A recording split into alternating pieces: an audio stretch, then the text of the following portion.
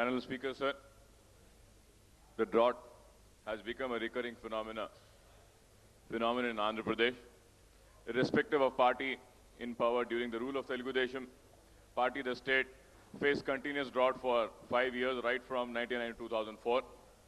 During 1999-2000, as many as 690 mandals were declared as drought hit, followed by 142 mandals in 2000 and 2001.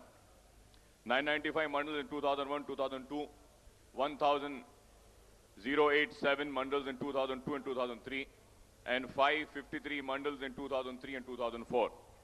After the Congress came to power the May last, the state has been facing severe drought once again, sir. I agree with the Revenue Minister that the adverse seasonal conditions such as drought have been impact not only on human beings and animal health, but also on groundwater table. Drinking water surface, irrigation, power generation, and crop and fodder production. The Minister has pointed out that the state received 28% deficit rainfall during the monsoon season. In view of this, the state government has declared 802 mandals out of total 1,128 mandals as drought affected. Bearing 4 districts, Srikakulam, Vijayanagaram, Visakhapatnam, and Khammam, the impact of the drought is quite severe in all other districts, including the twin cities of Hyderabad and Secunderabad. All the 16 mandals in Hyderabad, 34 out of 37 mandals in Rangareddy district, 54 out of 59 mandals in Nalgonda, and all the 46 mandals in Medak and 64 mandals in Mahbubnagar district have been declared as drought affected, sir. This shows the seriousness of drought in the state capital and the adjoining 4 districts. The situation in all Telangana districts, in fact, is quite serious, with severe drinking water scarcity and lack of seasonal employment opportunities, making the life difficult for the people. There is a large-scale migration of affected people from the villages in Telangana district to towns and cities, as well as to the neighboring states. After the unprecedented rainfall and floods that were experienced in Hyderabad and other parts of the state, August 2000, we have been witnessing droughts during the successive years due to monsoon failures to varying degrees. This has impacted us in the state capital due to the steep drop in groundwater table, drying of wells and bore wells during peak summer and drinking water scarcity due to less inflow into the reservoirs such as Usman Sagar, Himayat Sagar, Singur, and Manjara that supply waters. Usman Sagar and Himayat Sagar reservoirs have dried up a couple of times due to failure of monsoons. Out of existing water supply sources, Manjara, Singur, Usman Sagar, and Himayat Sagar received least inflow during the recent monsoon. The present capacity of all the 4 reservoirs are far below last year's levels, accounting for a deficit of 16 TMC, which is 67% less than the previous year. Himayat Sagar and Usman Sagar have already dried up. The position of Singur and Manjara is equally bad. The present water availability of 6.886 TMC in Singur will make the city survive only till June 2005. And the entire water supply to the city will totally be dependent on Krishna Water's supply project thereafter, sir. Sir, every summer, the Hyderabad Metro Water Works prepares a summer action plan. And I don't know what has happened for this year's summer action plan. It has been prepared or not been prepared. And the drought relief every year which comes, it really comes after the summers.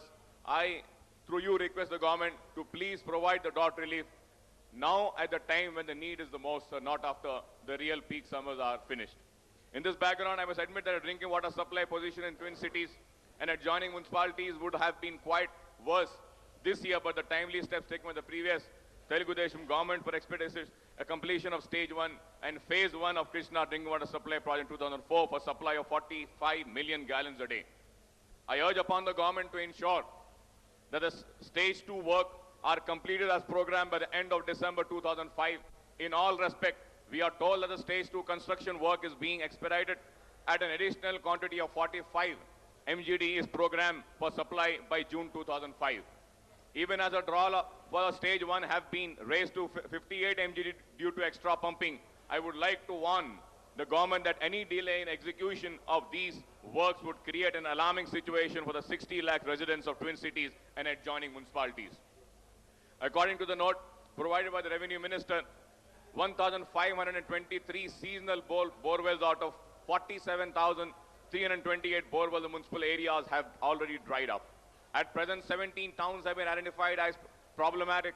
In another 59 towns, water supply is likely to be affected during the peak summer month. So in all, drinking water supply is seriously affected in 76 municipal towns, including 37 out of them in Telangana district, sir. The government needs to take all steps to ensure drinking water supply in urban areas in general and the twin cities of Hyderabad, Secunderabad and adjoining municipalities in particular. In the next 3 months, at the same time, I would demand the government to take steps to augment the drinking water supply to the state capital from the river Godavari, also part from Krishna river. Otherwise, the future growth of Hyderabad metropolitan areas will be seriously affected due to water scarcity, sir. For a total of 146 days from July 2004, cloud seeding operations were undertaken in 510 mandals in 16 districts at a total cost of 20 crores. The increase in rainfall in these places said to range between 5 to 15%, but I very much doubt the efficacy of these operations. The agriculture minister tell us that similar cloud seeding operation would be undertaking on much larger scale with more budgetary allocation in the ensuing monsoon season. I can only advise him to be more cautious in this regard. Under social security assistance, over 9 lakhs drought pensions have been sanctioned to cover poor and destitute persons for distributing 10 kgs of rice per person up to March 2005 in drought affected areas. However, not a single person is being covered under the scheme, even though all the 16 mandals in Hyderabad have been declared as drought hit. There are thousands of destitute women and elderly people in the city who have nobody to look after them. I would urge the government to relax the rules if needed to render assistance to such persons hereby way of drought pension. You can name it as Rajiv Nagar pension scheme if you want, but give the relief to the poor in the destitute in the twin cities also, sir. About 30,270 Anganwadis are existing in the drought affected areas, and 11.62 lakhs additional beneficiaries are being covered by special nutrition program. But this figure includes only 16,344 children in Hyderabad. There is need to open more Anganwadis in the slum and poor localities in the twin cities for coverage of more children on a special nutrition program in these areas. Under the National Food for Work program launched by the Prime Minister from Chevella, only 8 districts are covered in the state. They include 6 districts from Telangana and 2 from Rayalaseema. The central government has released only 1.25 lakh tons of rice and rupees 122 crore for the scheme. There is need to extend the scheme to remaining Telangana district as well as other districts of Rayalaseema and coastal Andhra. Lastly, the Revenue Minister mentioned that the state government submitted a drought memorandum to the central government for seeking central assistance of rupees 1,200 crores and 22.5 lakhs tons of rice under SGRY or Food Assurance Scheme for wage employment. The government estimated the crop loss to be much as 879 crores. However, the central government has so far released only 2.2 lakhs tons, only 10% of what state government demanded. Similarly, the central government has provided cash assistance of rupees 18 crores under National Calamity Contingency Fund to mitigate the current drought situation. The cash allocation worked out to only 1.5% of what the state government demanded, sir. This is a major assistance that the Congress government in the state have secured from the Congress-led UPA government at the center, despite the Chief Minister making up 10 trips to Delhi and taking up the issue with the Prime Minister, the Agriculture Minister, the Rural Development Minister, and the other central ministers. Prime Minister Manmohan Singh has also visited the state twice in July and November to see the plight of the drought-affected people and promised liberal assistance, but nothing has happened. The Chandrababu Naidu had managed to get Chandrababu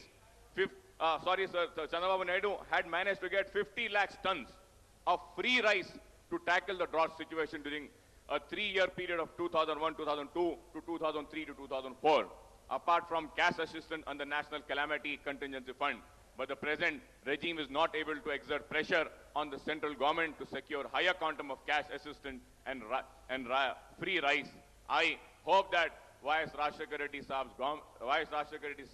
must show his miraculous power and secure more assistance for the state drought-hit areas, sir. I thank you very much for giving me this opportunity. The House is adjourned.